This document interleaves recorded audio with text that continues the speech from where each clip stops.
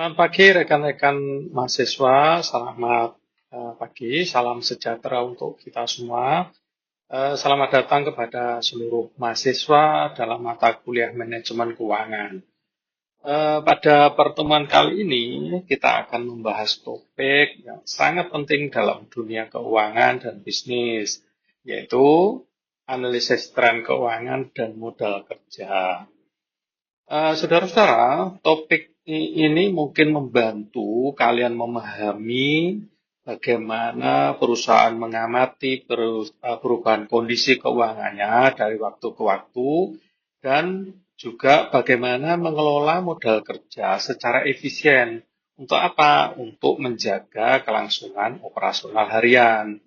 Nah, saya harap kalian semua dapat mengikuti perkuliahan ini dengan aktif, kritis, dan tentu saja penuh semangat. Karena dalam pemahaman yang baik terhadap tren keuangan dan modal kerja akan sangat bermanfaat, tidak hanya dalam konteks akademik, tapi juga dalam konteks profesional kalian ke depan. Baiklah, rekan-rekan, mari kita mulai perkuliahan hari ini dengan pikiran terbuka dan keinginan untuk terus belajar. Nah, tujuan pembelajaran kali ini satu, tentu saja menjelaskan konsep tren keuangan dan jenis-jenis analisis tren. Kemudian kedua, menganalisis laporan keuangan dengan pendekatan terhistoris. Kalau yang kemarin kita sudah memberikan pemahaman tentang beberapa analisis rasio keuangan. Kali ini implementasinya seperti apa. Yang ketiga, memahami konsep modal kerja dan komponennya. Yang keempat, melakukan evaluasi efisiensi modal kerja perusahaan. Rekan-rekan, memahami financial trend itu sangat penting dalam pengambilan keputusan karena hal ini dapat membantu manajer keuangan untuk mengidentifikasi pola kinerja keuangan dari waktu ke waktu. Nah, dengan analisis tren, perusahaan dapat mengevaluasi pertumbuhan pendapatan, efisiensi biaya, dan juga kestabilan keuangan.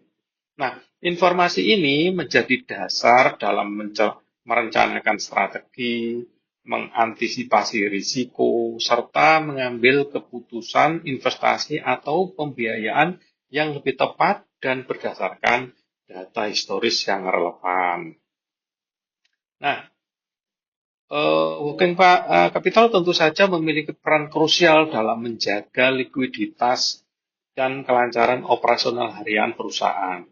Karena dengan modal kerja yang cukup, perusahaan dapat memenuhi kewajiban jangka pendek seperti membayar utang dagang, gaji karyawan, dan biaya operasional lainnya yang bisa dilakukan tepat waktu. Nah, modal kerja yang sehat itu juga memungkinkan perusahaan menjaga aliran kas yang positif, menghindari gangguan operasional, serta menciptakan fleksibilitas dalam merespon kebutuhan mendesak atau peluang bisnis jangka pendek. Nah, ini penting, saudara. Hingga ketiga, tren keuangan itu memberikan gambaran historis masa lalu yang penting bagi perumusan strategi keuangan jangka pendek ini. Karena biasanya pengambilan keputusan itu akan mengambil data-data historis masa lalu terkait dengan keuangannya seperti apa.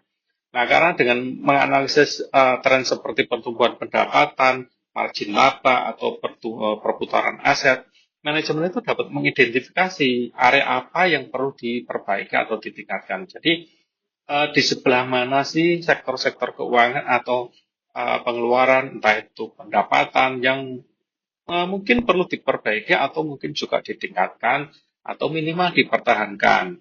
Nah, informasi ini digunakan untuk menyusun kebijakan likuiditas, pengelolaan modal kerja, hingga pengendalian biaya. Jadi, informasi-informasi tersebut itu pada dasarnya itu untuk menyusun likuiditas. Pada pertemuan sebelumnya kita sudah membahas tentang rasio likuiditas. Rasio likuiditas itu pada dasarnya untuk apa sih? Rasio likuiditas itu untuk mengetahui seberapa kuat cadangan kas perusahaan itu untuk menutup biaya-biaya kewajiban jangka pendek atau biaya-biaya yang akan jatuh tempo. Nah, dari informasi-informasi tren ini bisa digunakan bagi pemangku kepentingan pengambil keputusan itu untuk menyusun kebijakan likuiditas. Jangan sampai likuiditas perusahaan itu terganggu. Terganggu karena apa? Beban yang harus dibayarkan pada beban jangka pendek itu terlalu tinggi jika dibandingkan dengan cadangan kas yang dipunyai. Hal ini bisa sangat mengganggu sekali perputaran kas atau operasional perusahaan. Dengan menganalisis tren tersebut itu juga pada akhirnya bisa membantu strategi keuangan jangka pendek menjadi lebih responsif dan sesuai dengan kondisi aktual perusahaan. Informasi tersebut itu ketika pemangku kepentingan itu memiliki informasi-informasi yang penting terkait dengan kondisi keuangan Anda, maka pengambilan keputusan itu dapat dilakukan secara aktual. Mereka tidak bisa mengambil keputusan secara gegabah ketika ternyata beban perusahaan itu sudah terlalu tinggi karena ada beban jangka pendek yang harus dipenuhi. Misalnya begini, perusahaan ini harus membayarkan beban biaya jangka pendek atau utang-utang jangka pendek di periode berikutnya. Beban jangka pendek itu bisa mencapai atau memakan porsi 70% dari cadangan kas. Hal ini menjadi lampu kuning bagi perusahaan agar pengeluaran-pengeluaran di bulan yang akan datang, di periode yang akan datang itu agar dikurangi. Karena sudah menjadi beban bisa mengurangi atau mengurus cadangan kas itu sampai 70%.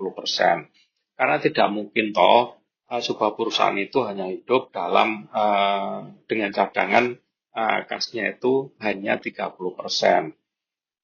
Karena bisa jadi beban-beban jangka pendek yang akan datang itu juga akan lebih besar lagi ketika beban pengeluaran biaya-biaya pengeluaran sekarang ini dipospon pada periode berikutnya.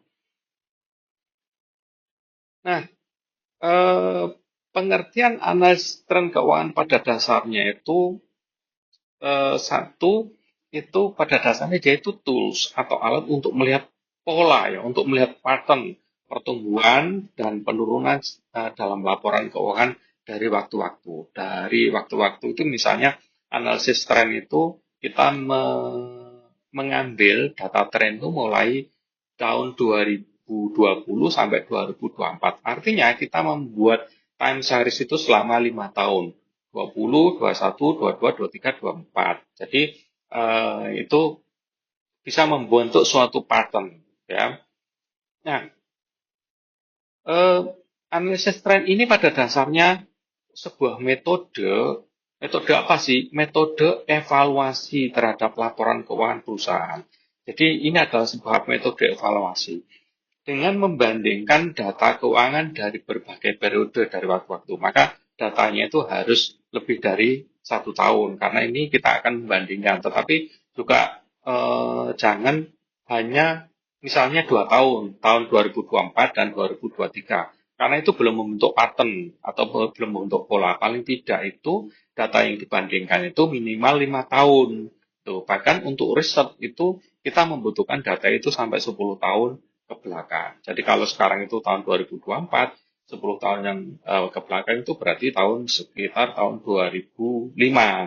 Ya. Nah,